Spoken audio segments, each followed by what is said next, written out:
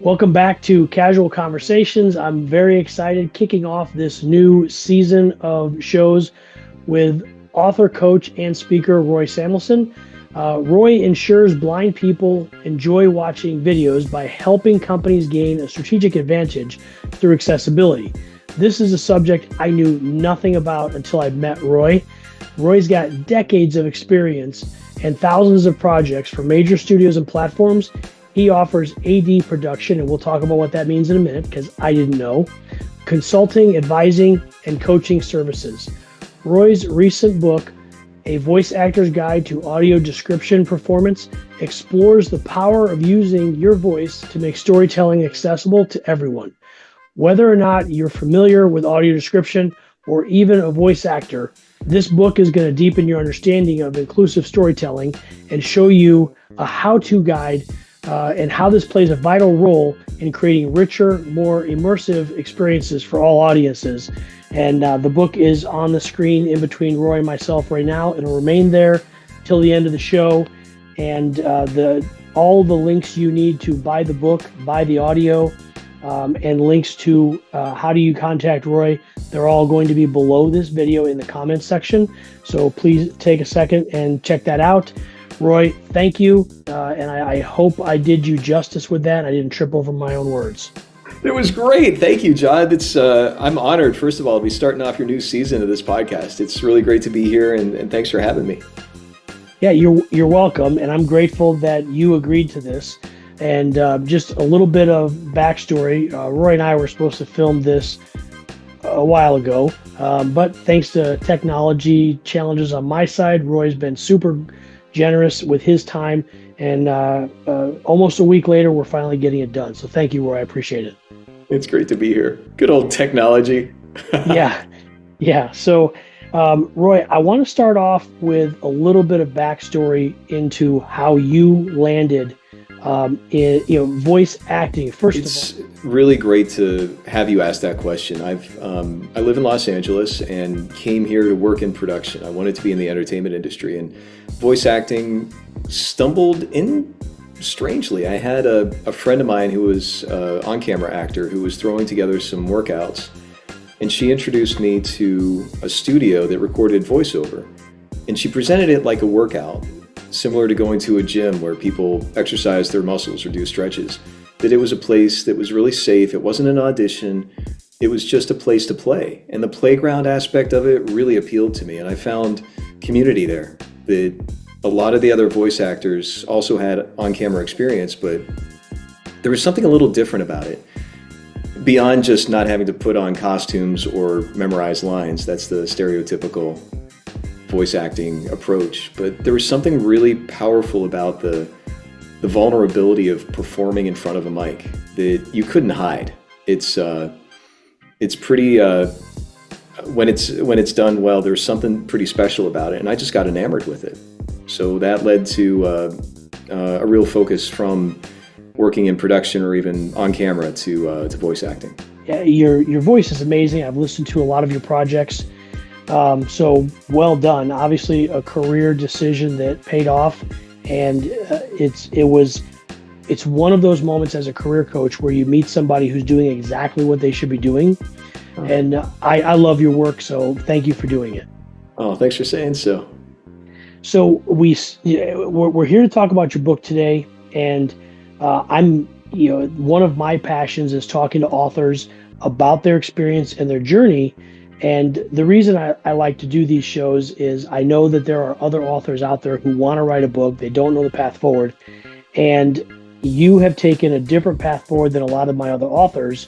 Most of them choose to self-publish through Amazon or give away all rights to their book to some random publisher because they're not famous, but yet they have a story to tell.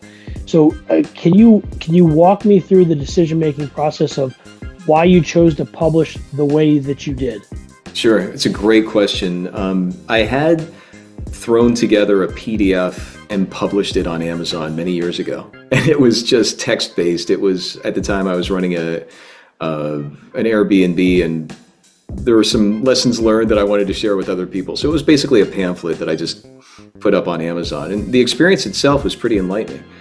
I also assembled from my own podcast and audio description several interviews that basically transcribed our discussions into a book form. And it didn't really go anywhere. The podcast was doing well, relatively speaking, but the book was a non-starter. It was really, I was surprised. And so I took a few years away, and I found that a lot of the messaging that I was sharing within the audio description side of things, and audio description is how blind people watch TV. So it's a track where people turn on, primarily blind people, to be able to hear what's happening visually. So you can imagine a sportscaster on the radio giving a play-by-play of what's happening on the field. It's like that for watching a TV show or a movie or whatever, any video element. And so I found that there were a lot of things that I was saying to people that seemed to resonate. And when I say people, there were many different kinds of people. There were voice actors that were interested in audio description. There were production facilities that were curious about, what is this audio description thing that's been around for like 30 some years? There were blind people that were like, how come I don't get opportunities? I listen to this all the time, and by osmosis, I know what works. And why is there so much audio description that's not seemingly like it's being done with the same quality that the sighted people get to experience? There were people that were engineers. And each of these different conversations, there were some repeated themes that kept coming up and up. And for me, in my own personal life, I had a friend that had sadly passed away to cancer, but during some of the harder days, he had totally lost his eyesight. And when I went to visit him, we had this incredible conversation about the latest episode of our favorite TV show. And we were laughing, and we were like, oh my God, I can't believe that character did that. And the connection was so powerful. And this is a really dear friend of mine that gave me connection when I first moved to Los Angeles. We were very close. So to be able to have that connection through a TV show, instead of talking about all the nurses and all the schedules and all the BS that he had to go through, we were enjoying ourselves. And it's because of audio description. And so this connection resonated with me in a way that it hadn't before. I had studied voiceover work. I had tried to apply what audio description is. I was working with many blind people to help me understand what best I can do to, in the very limited place of my privilege, to be able to bring them on board and to encourage people to understand the value of blind professionals in this work. But there was still this disconnect until that experience happened, where I was able to really feel that connection. So all these ideas were swirling around for quite a few years. It was important for me to, let's start with the agenda behind working with Nibby Press, who's the publisher. Audio description primarily has been seen as exclusively an accessibility tool. And my book is almost explicitly about the art and the craft of audio description, specifically within TV and film. And the publisher has also published working in video games. She's actually a casting director who has written a book about casting for video games and how to work in the career of. And so aligning with someone who is in the voiceover industry explicitly was really important for me to have this book aligned in that same space, because it helps bridge that gap of understanding outside of accessibility. This is the curb cut effect, if you've heard that before. But for those who haven't, it's a curb cut at a street intersection was created for wheelchair users so that the wheelchairs can more easily ramp up to the sidewalk from the street when crossing. And I'm sure we've all experienced the time crossing a street where we use the same curb cut, whether, maybe someone's in temporarily wearing a boot on their feet, or they're pushing their stroller as a parent, or any other reason to use that. It's a curb cut that was created for wheelchair users, but others are finding use for it. And I saw a parallel there with audio description, that if we can have audio description more globally seen outside of blind audiences, that audiences who are blind are going to benefit from it. So there was a real alignment there that made sense. And plus, Nibby Press has already gone through this process before. I'm coming in with, here's some words, now what? And so them knowing how to do the process whether it's the physical book, which you have, or the digital versions, or being uploaded to the digital versions. Where do they go? And we also have the audiobook version. So those three things, digital, audio, and a print version, each have their own unique approaches. So the layout, what does it look like? How do we make it all come together? What's different between the digital and all these questions were beyond my interest in trying to figure out for this book. So she had already figured it out. Okay, that's fair. Now, a couple things that I thought were unique in the book, and I'm not accusing you of being the first person to do it. I'm just saying I loved it. I loved so I did listen to the audio version, and so I loved how you mixed in the interviews that you did with a variety of different people. And so as I heard that, what I heard was it was adding some real solid credibility to some of the stories you were telling, some of the lessons you were teaching. So maybe this is a two-part question. What was the ultimate reason that you decided to go that path? And then why did you choose the people you chose? Great questions. Those interviews were from the podcast. So they were already pre-chosen for their expertise or their messaging, or there was something about their approach to audio description that was something I hadn't heard before. So there was something that took audio description to a different level, or let's explore it this way, or let's dance around it this way. I found it really interesting to be able to have them use their words instead of me explaining their words. That, here's this sighted person that wrote a book on audio description. It's important to have blind people say what they say and let their words speak for themselves. So there's something about that really resonated with me too. I feel like the biggest thing with that, especially on the audiobook side, is that you can literally hear how people say things. That I'm sure the experience would be different if you read that same section in the digital or the print version, that you'd have an experience of reading the words versus hearing the words. And that's the whole point of the book. So there's also that, I think, which is kind of fun to play with. How does your book explore concepts like communication and storytelling in ways that can apply beyond voiceover accessibility?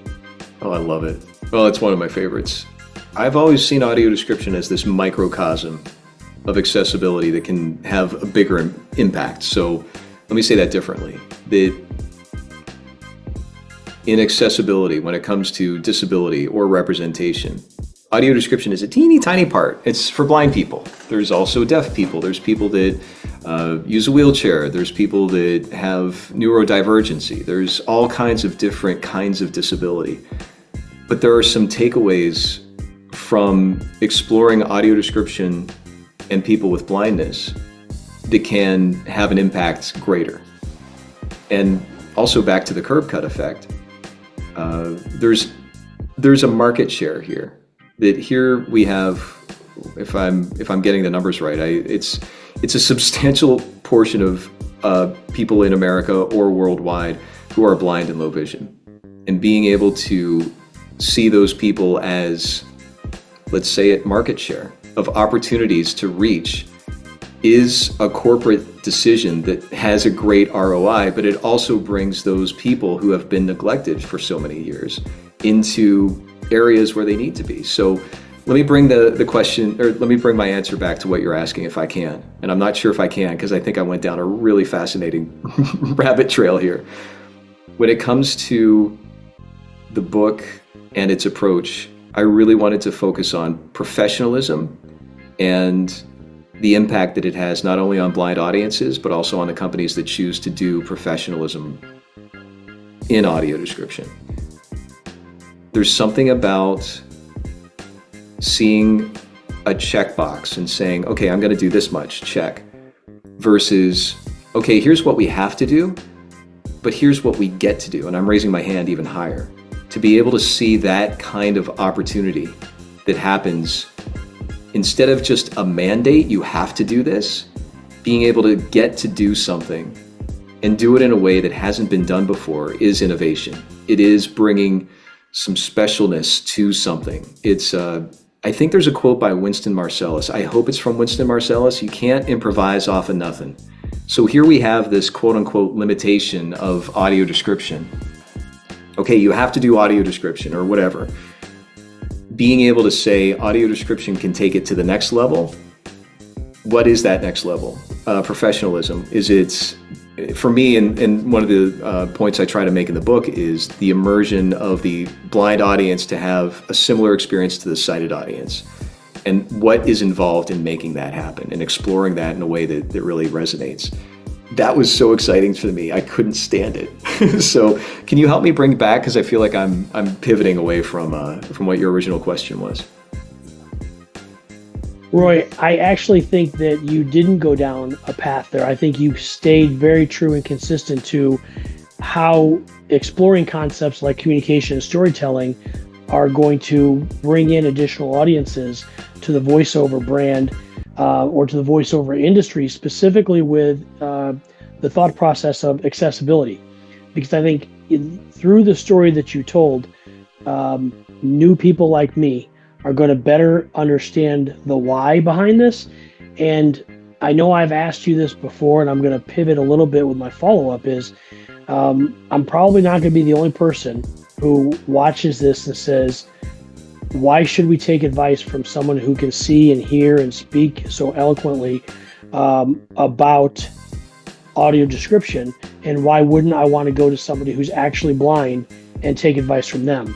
So this is where I think everything that you just said ties in perfectly, but I'll let you respond to my statement. I love it. Let's bring it back to the interviews. The part of the book is to introduce the power of blind professionals to this work.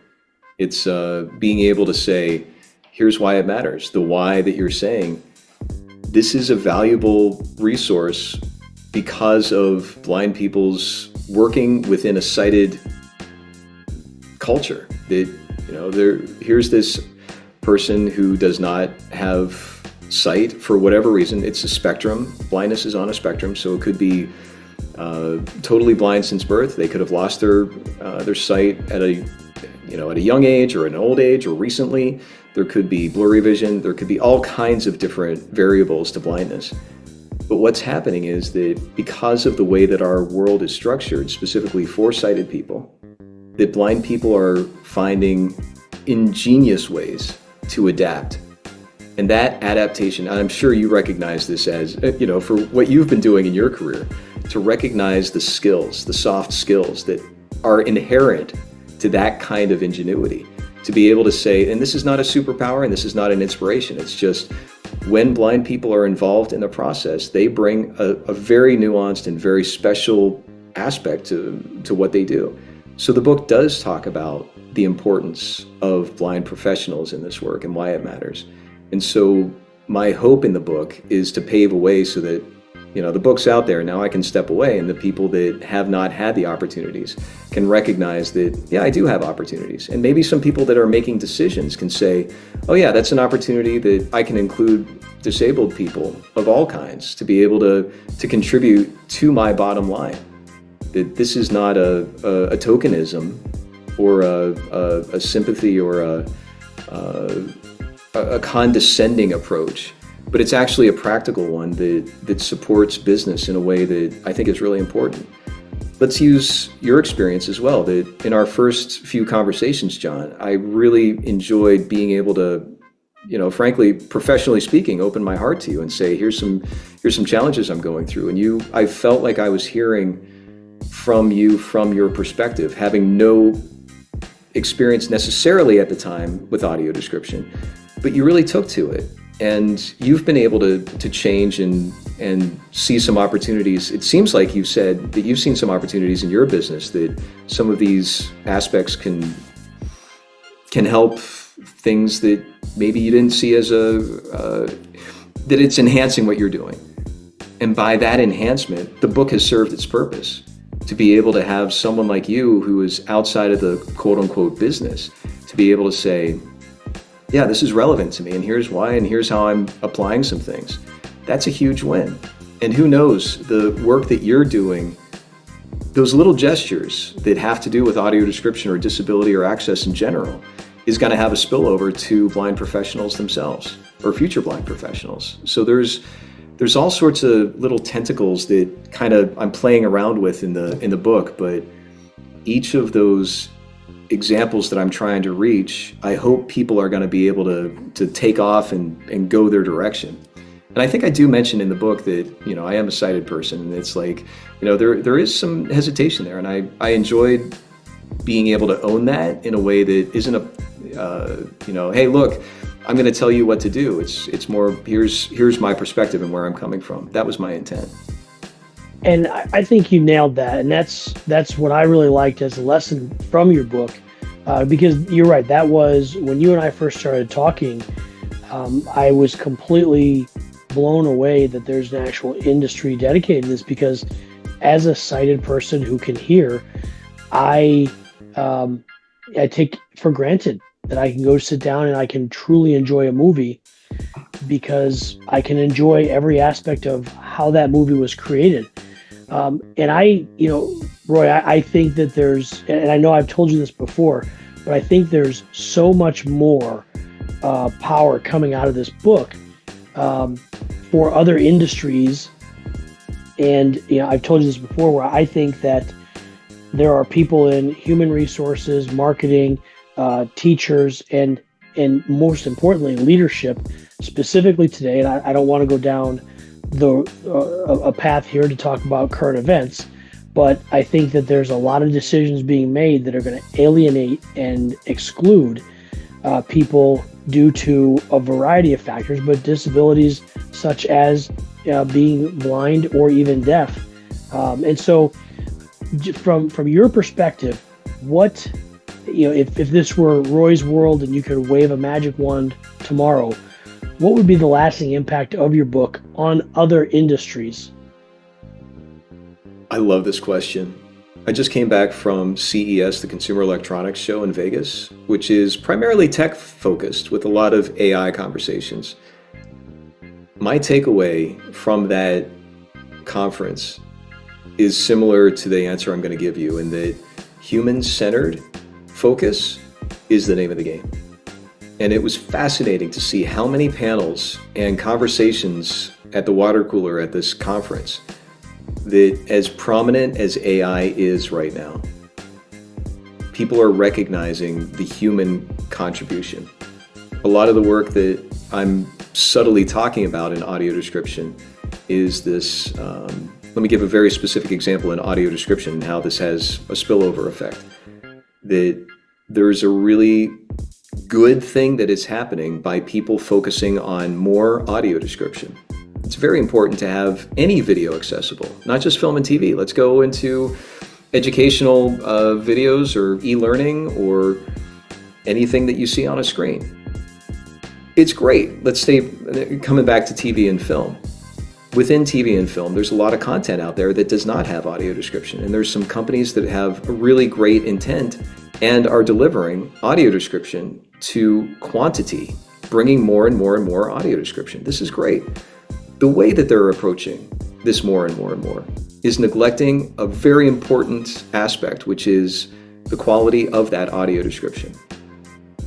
I'm going to make a little distinction here, because I'm not expecting every video to be of equal quality. The example that I think I make in the book is that if your nephew decides to shoot a short film for YouTube in your garage and pays you a pizza, it doesn't need a 16-person audio description track that's been, labeled and everything. Like there's use cases for synthetic voices. There's use cases for doing the best you can with just audio description based on the content. But if we're looking at the scope of a multi-million-dollar or $100 million film, and we've got an audio description performer who you can literally hear snore, or is hesitating on words, or sniffing in between lines, or reading like it's a school book report from the Peanuts comic book. I guess it would be the live action, the Peanuts comic that you see on the TV, that just very cold and childlike read. It can come across to a blind audience like, why am I being neglected? Why am I not being treated in the same way? In parity endeavors, that's the name of my company, is to be able to have this content in parity. So bringing it back to your point, I believe that audio description as this microcosm of an example of let's have human-centered. When human-centered, there's a lot of variables. You can't necessarily say, okay, it's audio description, so it needs to do this, this, this, this, and this. And here are the standards, and we have to follow this standard, and this standard is going to be on a 1 to 6 scale, and this is a 5, and this is a 4, and this needs to be read, and this needs... All these trying to slot in things becomes really hard. And with the advent of AI and hallucinations and making sure that humans are double checking the work, what is that double checking? There is something that's happening there that people can agree on and say, yes, this is synthetic generated content. I'm a human. I'm going to look at this synthetic generated content and say, this is uncanny. I don't like this part. Let's change it. Let's make it more human. What is that humanity? And I feel like this audio description example, bringing it back to synthetic voice, that our blind audiences, when faced with this really multi-million-dollar film or TV show, and it's got some cold, calculated voice, which is probably very conversational and sounds normal, if it's not matching the content that's happening on screen, there's going to be that same kind of uncanny lack of humanity. So all that to be said, let's bring it back to your question about my ideal world. It's that human-centered approach to accessibility, that immersive storytelling. It's not the technical requirement. It's an art form that enhances the storytelling and that emotional connection for audiences, and making sure that the advances that are happening for the good of audio description is in alignment with what our audiences who are blind want. That's the dream scenario, and that involves humanity. Okay. So there's so much there that you said that I love. I'm going to try and remember. I did it again. Okay. But so you said a couple. So the first thing I'll say is anybody who's got the book, you got to go and listen to the audio as well, because you touch on a couple things there that I think are critical, and I think they relate to leadership and any other industry. And just the one thing you said about the quality. Roy does a phenomenal job in the audio version. It doesn't necessarily read as well in the book because you don't hear Roy's voice. You hear your own voice in your head.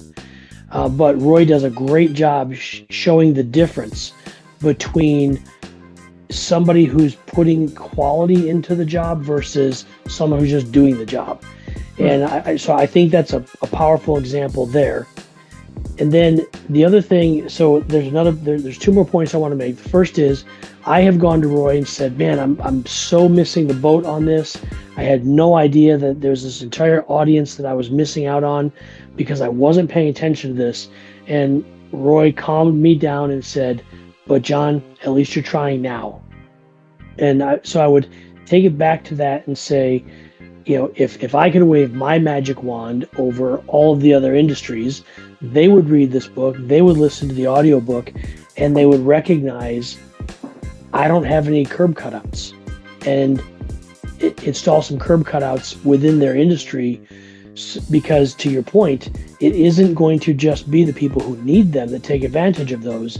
You know, I look at this and I'll point this at the industry that I retired from.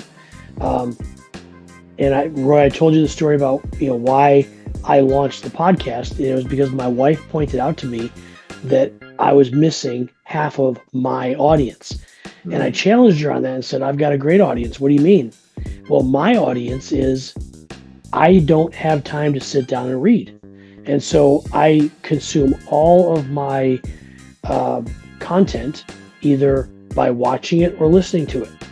And so I think that, you know, what you do, Roy, I think that it's also helpful for those people who don't have time to sit down, but they want a story told to them.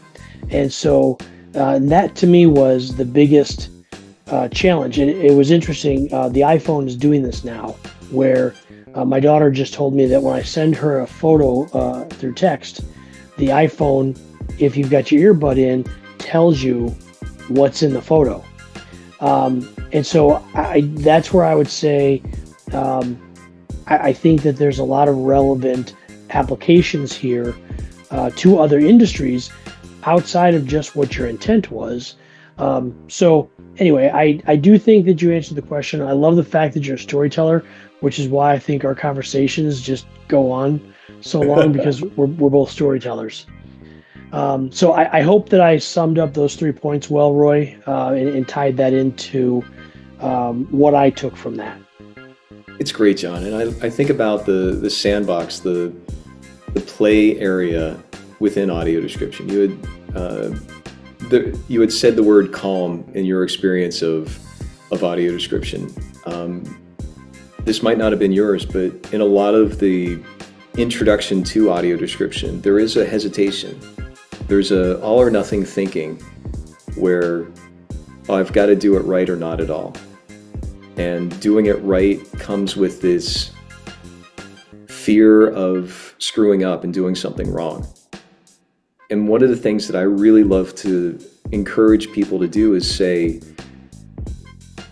this is a place where you can, we're still talking at the early stages here, but let's explore some opportunities here that you'd like to do and see how we can do it within the parameters that you need. Back to that Winston Marsalis quote, you can't improvise off of nothing. If you've got some time issues, if you've got some budget issues, there was one time I consulted with a company that wanted to hire me for audio description, which is, in all traditional senses, an audio track to accompany a video. The biggest solution that we came up with, and it came within the first 3 minutes of our talk, is that audio description isn't the right approach for this particular video. This video was nonstop people talking. It was almost like an interview, like a documentary with people nonstop talking. And there was some on-screen text that needed to be read, but there was no way to add audio description without talking over someone else talking. And you can imagine how distracting that would be. So we opted to create a link. This was an online video. We decided to create an online link where, almost similar to a caption, we described what was going to be happening in the video so that people could know, okay, there's text on screen that appears and it reads this, and go to this website, and here's the phone number. And it was informationally based. So we were able to apply the ideas of making sure that blind audiences had access to all the visuals without actually using audio description. And that was the best solution. It's a very unique example. I'm not saying it's got to be that or audio description, but the idea of playing with the parameters that are given. Can I give another example? Yeah, you can, and it's interesting, Roy, because it's almost like you can read my mind. So go ahead and give your example, but I do have a follow-up question. I love it. Another blind filmmaker friend of mine is working on a video where he wanted to include audio description. And this is a no budget. He's probably paying a lot. He's a content creator. And we talked a little bit, and he was hesitant because synthetic voice is getting such a bad rap in audio description for film and TV. And here's this filmmaker that wants to figure out how to add audio description. And what he wanted to do was fascinating. He is in this video himself speaking. He's saying, here's what's happening on screen, but he's also using audio description to capture the other elements. And he didn't want to he didn't want to use his voice for both. In other words, the video is him talking, and then he also wanted audio description on top of it, and he wanted to voice it himself. So it would be two different voices, his narration and then the audio description narration of his voice. And it was just going to be too much. It would be too distracting. It's like, wait, are you describing something or are you actually talking to me? It became too blended. And so he was able to use the audio description track as an enhanced voice. His voice would be changed for the audio description side. So he was able to use AI and synthetically generate his own voice to be a little different than his normal voice. This is such a great application because now it's clear, okay, this is a one-person show. He's got the video showing him speaking, and then the audio description comes in of him, but it's a different voice of him. It's I'm not sure if I'm selling the message here, but the idea is that technology can serve us in a way without replacing us. And the people that understand, and this came up a lot in CES, that especially with AI, we all have this clay that we can play with. the clay being AI. And how we choose to mold the clay is going to be differentiating us. That as democratic as this, everyone has access to the clay now. What are we going to do to make it whatever pottery we do? I think the analogy got lost. What's your question, John? Yeah. So no, well, I love that using AI to synthesize your own voice, because you're right. That is a huge fear of voice actors, is that, there's going to be that problem down the road of AI voices coming in and replacing them. So the question kind of ties into all of that, and it's, my question is for you specifically. What are some of the methods that you use to create the trust and curiosity in your consulting work with your clients? And I love the two examples that you shared. And I smiled because I thought, how does he know that's the question that I'm going to ask? So you've kind of talked about this a little bit, but there has to be some pushback when you're presenting some of these crazy ideas for solutions in your consulting work. And how do you win them over? It's great. And it's not me winning them over. It's me coming to where they're at.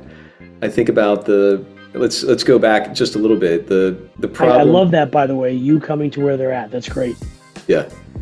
That's how I approach it, because I am not going to steamroll. I'm not going to, I've been around people that are very controlling. And when I'm around, I get resistant. I want to push away. And so if I can meet people where they're at, that's, I think, how business is done. It's just my approach, and I'm sure many other people have the same approach. The problem of synthetic voice is already here in audio description and in many other areas. I believe Sirius XM experimented with some of their advertising with a synthetic voice, and the audiences lost their minds in negativity. They were not happy with it. And so XM pivoted to using human. I am one of the rare voice actors who recognizes this all or nothing thinking of, woe is me, every single voice actor is going to be replaced by a synthetic voice and everything's going to be terrible. And we can't do any synthetic voice at all. Or the opposite, where the all or nothing thinking doesn't work. There are so many ethical questions that are being decided right now in the courts over the next few years over, this generated synthetic voice. Where did it come from? Who did it learn from? Are there consequences to that? I'm not addressing that, but I am addressing the fact that we all have access to these opportunities. One of the things that I'm really enjoying when I meet with companies is talking about the use cases. When is a synthetic voice going to work, and when is it going to have people run away and feel like they're being manipulated in a way that doesn't feel right? So that's where that lean in comes, of being able to talk to companies and say, what is your agenda? What is your message? What are you trying to accomplish? And if there's any sense of it having an emotional appeal, a lot of brands do have a very powerful and emotional why.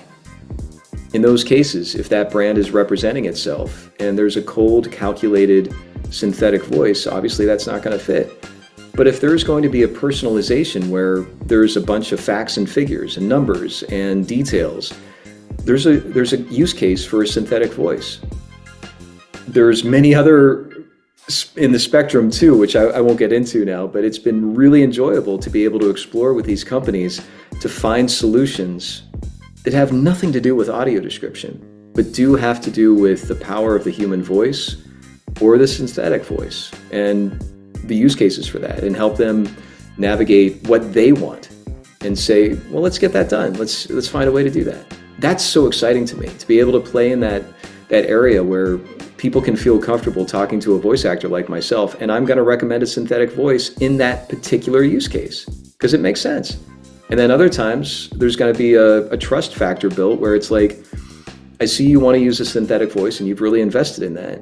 What I'm seeing is that you're getting a lot of pushback and there's people resisting it. Is there a chance that you could try using a human voice? That happened a lot at CES, where companies who have intended to go all in on synthetic voice have found that the human voice, at least at this point, is a much more accessible and better return on the bottom line. So it's really interesting to see how both of these extremes of synthetic voice or no synthetic voice, there's a lot of play in the middle, and I really relish that. So a bit ago, you talked about the quality, and I think you had kind of alluded to sometimes you just got to tell someone it's time to go. We got to do something. So what strategies do you use to help your clients shift from a mindset of getting it perfect to one of exploration and discovery? Oh, I love it. When I think about one of the things that I love to do is making connections. And those connections are based on coming to the table in a place that feels safe and trusting. That in my personal life as well as my professional life, if I'm in a space where there's a sense of working together and trust, that a lot more ideas can be shared that might otherwise not come to the table. That a lot of concerns or resistances can be shared in a way that isn't going to drive people away or make them run out the door and escape. And being able to really genuinely listen to what people need in spite of my own agenda. Because I do have an agenda. I do want voice talents to work. I want my fellow blind professionals to be able to have opportunities. I want audio description to be the best it can. There's going to be times when any of those three are not going to work for this particular case. And that's concerning for me. But what if there was a way? What if there was a way to bring in a blind professional? The other day I had an experience with an almost no budget project, and they wanted to get audio description done, and they said, "Oh, I just want to hire you. I don't want you to hire anybody else." And it was a clear opportunity for me to say, "I get that. What's your budget?" And within the budget, I had the time, and I also was able to make sure that I could hire a blind professional and get them paid. So I win, the project won, and they loved the results. That we had a quality control person who knows what she's doing, and she was able to give some really spectacular notes. And so this opportunity that was originally going to be just for Roy Samuelson, the sighted guy, for audio description, now included a whole team and I stood out of the way. I let the blind professional do her job, and everybody got what they wanted. So that's a very basic example, but that playground that I talk about, I feel like it's the guidance that I like to do. It is uncharted. There is a sense of going through a space and knowing that you want to get to a certain destination, but not knowing all the rocks that you're going to trip over or the boulders that you're going to face, but being able to do the best we can to navigate. One of the examples I like to share in most of my meetings is that a plane that's flying from New York to LA, and I wish I could remember the source of this. John, I bet you would know. If a pilot is flying from Los Angeles to New York, she is off course 99% of the time. She's constantly adjusting. It's just minute. I'm moving my hands like I'm steering a plane. It's like these little slight adjustments. There could be some extra wind that blows. If the pilot were to just hold on for dear life and keep it firm in the direction they're going, they could end up in Canada or Mexico instead of New York. So those constant adjustments, they're constantly off base, but they still are able to land the plane where the destination is, knowing the destination. They knew where they were coming from, and they made all the accommodations on the way. So that analogy really sticks with me when it comes to advising people to make sure that we are going to feel like we're failing sometimes. It's going to feel uncomfortable, but that is part of the growth. And to be able to navigate that in a way that feels like I'm supported, that I am my clients, whether it's my clients or myself, that we're in a place where we're all working toward a common goal, even in spite of some disagreements. We're going to find a way through, and that feels really good. What's your next step? What's the next boulder that you're going to take on? Great question. The focus with the book has recently been just get the book out there and see how it does. But in my heart, there is a sense of consulting and coaching. And that's on the voiceover side of coaching, and also the helping people understand what I as a voice talent and other voice talents do to bring those words to life. there's a real opportunity there. And then on the consulting side, helping companies recognize audio description. So those two paths.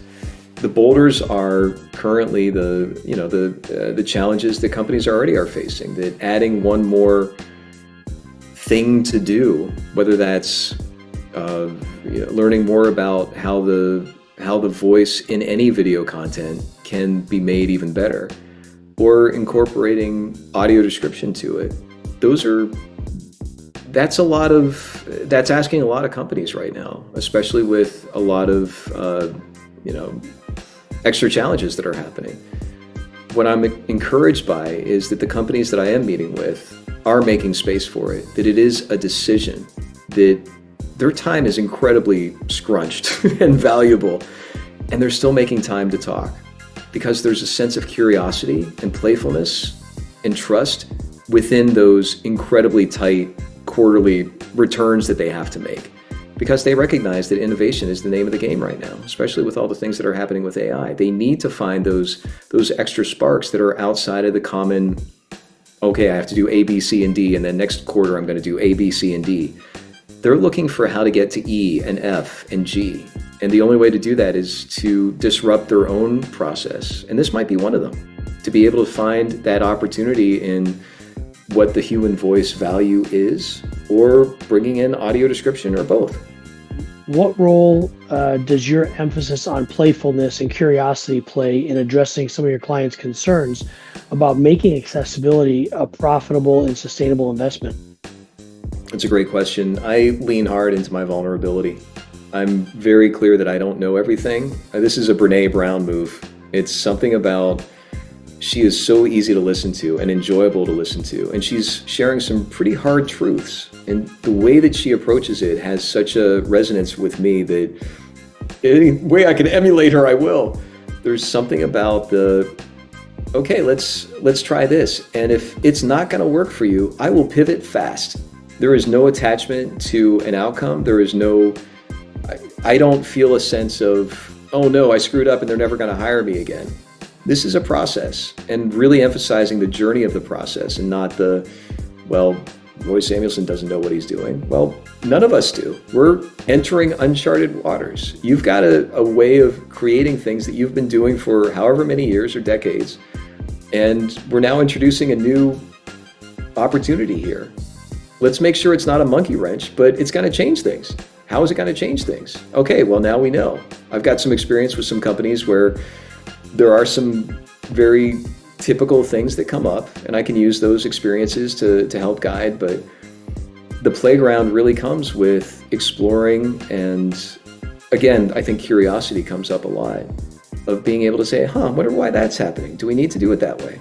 And I ask the same questions myself when I produce audio description, to be able to say, is this the best way to do this? Are we going to get this done in a way that's going to serve our blind audiences or people who are going to turn on the audio description? Is this the best way to do it?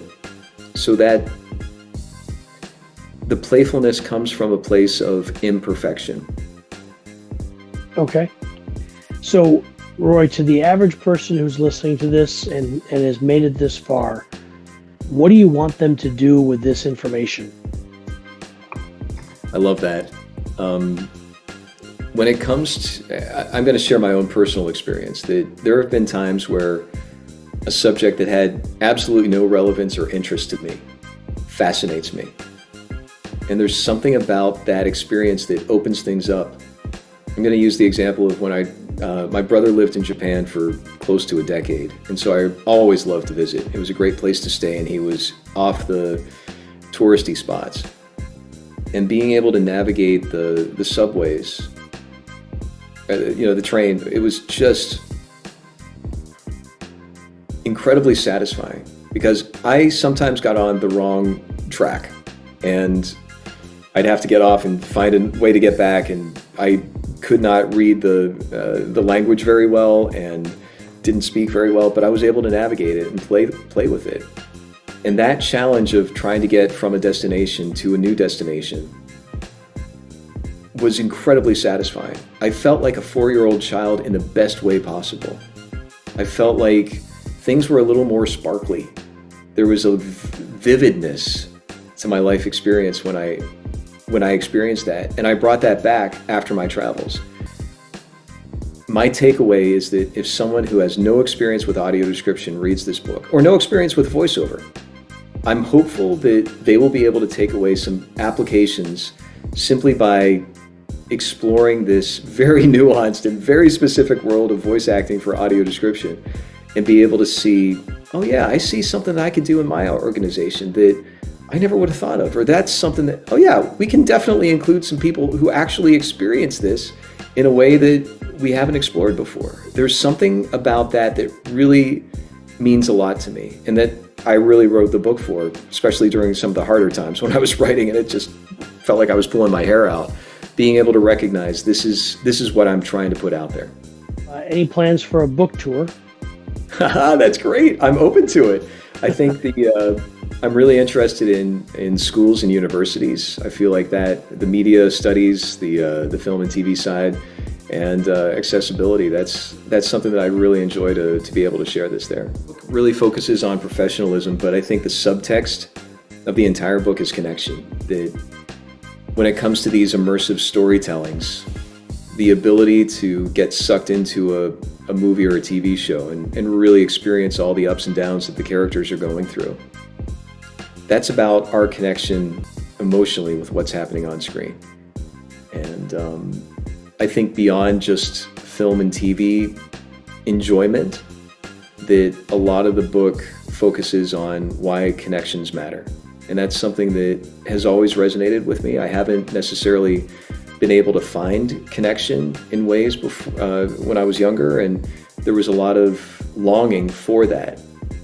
And being able to explore audio description and how it does connect content with those who want it, I think has some real resonance. So my hope is that if anyone does choose to read the book, that they do pick up on why connection matters.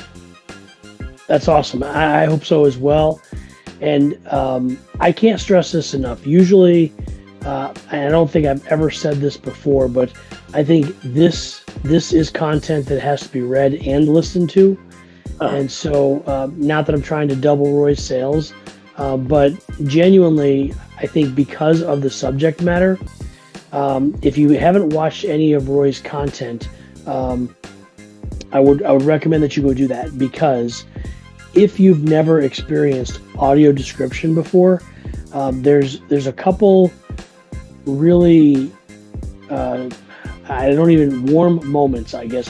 That's what I'll sum it up to. And this is just from my own experience. I wrote something and I had someone else voice it. Uh-huh. And when you hear your own words coming from somebody else's voice, there's a weird, warm moment that happens there where you're like, oh, wow, my work came to life. Wow. I had the exact same experience when I was when I first was exposed to some of Roy's work. And I know I talked about this at the beginning of the show, but the way the story is told in the audio version of this is worth doing both. So I just want to leave it at that. Roy, really grateful that you have agreed to do this.